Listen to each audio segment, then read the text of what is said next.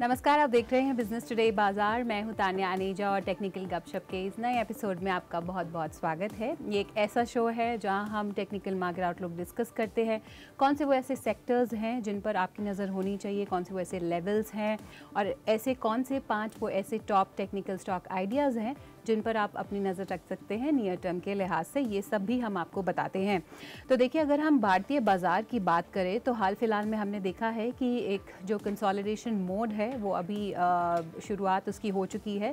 हमने देखा था कि अप्रैल और मई के महीने में शानदार परफॉर्मेंस देखने को मिली थी इंडियन मार्केट्स की तरफ से, पर अभी अगर आप देखें तो प्रॉफिट बुकिंग देखने को मिल रही है और एक रेंज में मार्केट ट्रेड करता हुआ हमें नज़र आ रहा है।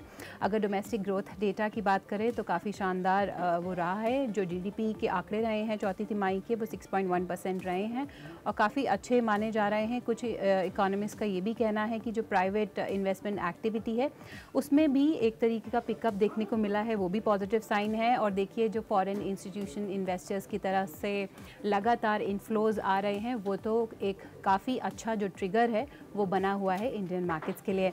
तो ऐसे में ये समझना बेहद ज़रूरी हो जाता है कि कौन से वो ऐसे लेवल्स हैं जो आपको अपनी लिस्ट में शामिल रखने चाहिए और कौन से वो ऐसे स्टॉक्स हैं जो आप नियर टर्म के लिहाज से जिन पर रख सकते हैं अपनी नज़र।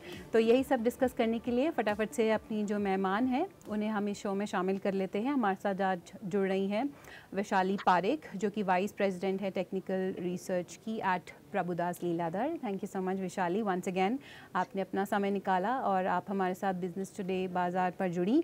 और देखिए, शुरुआत में आपसे टेक्निकल मार्केट आउटलुक के बारे में ही करना चाहूँगी। अगर आप अभी भी देखें तो जो 18,500 का लेवल है वो सपोर्ट बना हुआ है, पर अब ये जानना बहुत ज़रूरी है कि आगे चलकर मार्केट्स की चाल कैसे रहने वाली है और जो एक 20,000 का इम्पोर्टेंट लेवल जो सब बात कर रहे हैं वो अचीवेबल नज़र आ रहा है या नहीं। Good afternoon to you. Actually हम देख रहे हैं कि ऑफ कोर्स बुलिश व्यू जरूर अभी तक इंटैक्ट है, पर जैसे कि हमने कल 2-3 दिनों से देख रहे थे, निफ्टी फिलहाल हायर लेवल पे सस्टेन नहीं कर रही है। But at the same time near term support जो 18,480 है, जो हमने कल ही टेस्ट किया है, और वहां का सपोर्ट होल्ड करके एक एफर्ट बन रहा है फिलहाल एक बाउंस देने के लिए। तो फिलहाल मैं कहूंगी कि मार्केट कंसोलिडेट कर रही है, रेंज बाउंड मोड में है। तो जब तक हम 18,480 के सपोर्ट को होल्ड करते हैं और 18,600 को क्रॉस करते हैं, तब तक एक क्लैरिटी नहीं आएगी। सो वेरी इसेंशियल 18,600 को हम क्रॉस करें, और उसी अनुसार बैंक निफ्टी ऑल्सो 43,800 एक नियर टर्म सपोर्ट है, वो सपोर्ट होल्ड करना आवश्यक है to see a further run up in banking sector. बिल्कुल, तो 18,600 को क्रॉस करना ज़रूरी है। और आपने निफ्टी बैंक की ही बात करी तो एक आउट परफॉर्मर रहा है। हमने देखा है कि काफ़ी शानदार परफॉर्मेंस देखने को मिली है, चाहे वो स्ट्रॉन्ग Q4 रिजल्ट्स हो या फिर FII की तरफ से भी जो बाइंग हो रही है उसका भी कहीं ना कहीं सपोर्ट मिल रहा है। तो इस सेक्टर पर आपकी राय और कोई ऐसे स्टॉक आइडियाज़ जो आपको इस पर्टिकुलर स्पेस से अच्छे लगते हो? तो 43,800 जैसे कि मैंने आपको बताया एक सपोर्ट है, और कंफर्मेशन एक अपमूव के लिए या स्ट्रेंथ फर्दर स्ट्रेंथ दिखने के लिए 44,200 को क्रॉस करना आवश्यक है। बट स्टॉक स्पेसिफिक कहा जाए तो अभी भी मैं देखूंगी एक्सिस बैंक, एसबीआई, ये सब स्टॉक्स में, इंडसइंड बैंक एक्चुअली, तो ये तीनों बैंक्स में अभी भी अपवर्ड मूव पॉसिबल है, काफी अपसाइड पोटेंशियल है। तो ये तीन स्टॉक्स में मेरा फिलहाल पॉजिटिव व्यू है। ओके, एब्सोल्युटली 44,200 का लेवल पार करना ज़रूरी है और एक्सिस बैंक, एसबीआई और इंडसइंड बैंक, ये तीनों स्टॉक्स पर आप अपनी नज़र रख सकते हैं।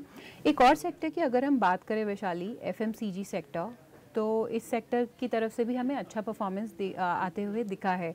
51,000 का जो इम्पोर्टेंट मार्क है निफ्टी एफएमसीजी ने भी क्रॉस किया है और एक तरीके से हम स्टेडी वेल्थ क्रिएटर भी कह सकते हैं। कुछ अगर आप स्टॉक्स की तरफ नज़र डालें जैसे कि आईटीसी, जो कि हर दिन ही ऑल टाइम हाई बना रहा है, तो इस सेक्टर पर आपकी राय और कोई स्टॉक्स जो आपको एफएमसीजी स्पेस से अच्छे लग रहे हो?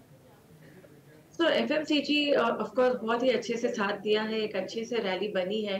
और स्टॉक स्पेसिफिक बात करेंगे तो sector on the whole of course अच्छे से चल चुका है। बट हिंदुस्तान यूनिलीवर जैसे कि आपने बात करी, एक पॉजिटिव अपवर्ड अभी भी चालू है, but we have to wait कि एक रेजिस्टेंस लेवल को क्रॉस करे।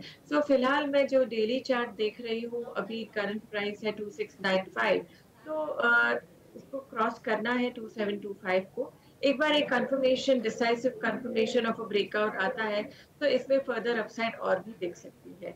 तो हिंदुस्तान यूनिलीवर में अभी भी मेरा व्यू पॉजिटिव है। ओके, HUL को आप अपने लिस्ट में शामिल ज़रूर कर सकते हैं।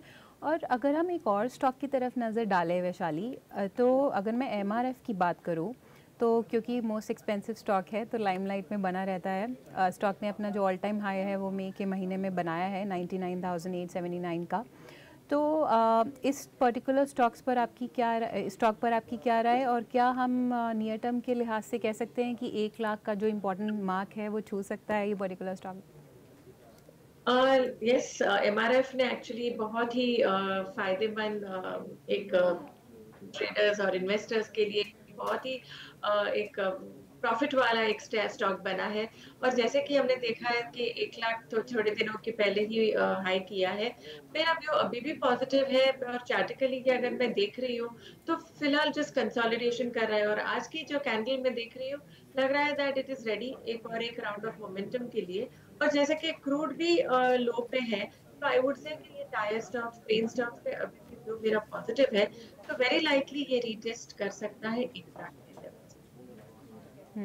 ओके, तो ये राय आती हुई नज़र आ रही है। और इससे पहले हम स्टॉक आइडियाज़ पे आएँ, कोई ऐसे सेक्टर्स जो इस वक्त आपको अच्छे लग रहे हों और जो नियर टर्म के लिहाज से अच्छे रिटर्न दे सकते हैं हमारे निवेशकों को? तो मैं आईटी स्टॉक्स, जैसे कि आईटी में काफी बाउंस बैक आ चुका है तो मैं आईटी पे ध्यान दूंगी।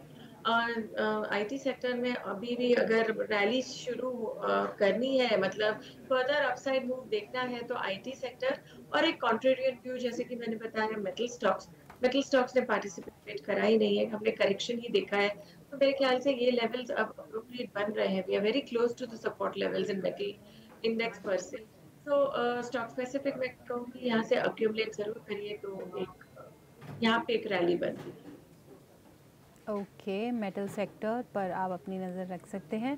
और अब आते हैं 5 वो ऐसे टॉप टेक्निकल स्टॉक आइडियाज़ पर जो नियर टर्म के लिहाज से हमारे जो दर्शक हैं उन्हें अच्छे रिटर्न दे सकते हैं। तो कौन से वैसे 5 स्टॉक्स हैं जो आज आपकी लिस्ट में शामिल हैं? मैं शुरू तो करूंगी एक्चुअली, जैसे कि आपने मुझे पूछा कि आप कौन से सेक्टर में पॉसिबिलिटी है, तो मैंने ये सब सेक्टर्स बताए। बट फार्मा को कैसे भूला जाए, बिकॉज फार्मा ऑलरेडी एक शुरुआत हो चुकी है और उसमें से मैं सन फार्मा चूज कर रही हूँ क्योंकि पूरे फार्मा पैक में सन फार्मा ने इतना मोमेंटम अभी तक दिखाया नहीं है। और हम देख रहे हैं 2 दिन से अच्छी सी एक शुरुआत हुई है।